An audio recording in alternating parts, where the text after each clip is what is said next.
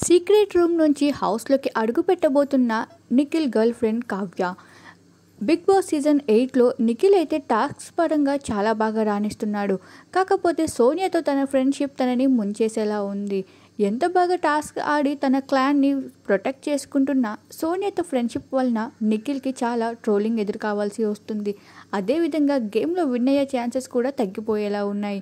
అయితే ఇలాంటి సమయంలో సోనియా మరియు నిఖిల్ దగ్గరవుతున్న సమయంలో కావ్య ఎంట్రీ ఇస్తే టీఆర్పీ మరింత లెవెల్లోకి వెళ్ళిపోతుంది అని బిగ్ బాస్ టీం అయితే కావ్యాని అప్రోచ్ అవ్వడం జరిగింది.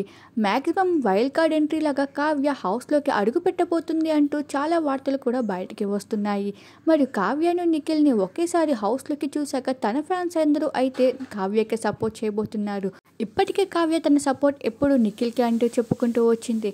అలాంటిది ఇప్పుడు తన హౌస్లోకి వస్తే ఖచ్చితంగా నిఖిల్ విన్నర్ అయి తీరుతాడు అంటూ ఫ్యాన్స్ అందరూ అంటున్నారు.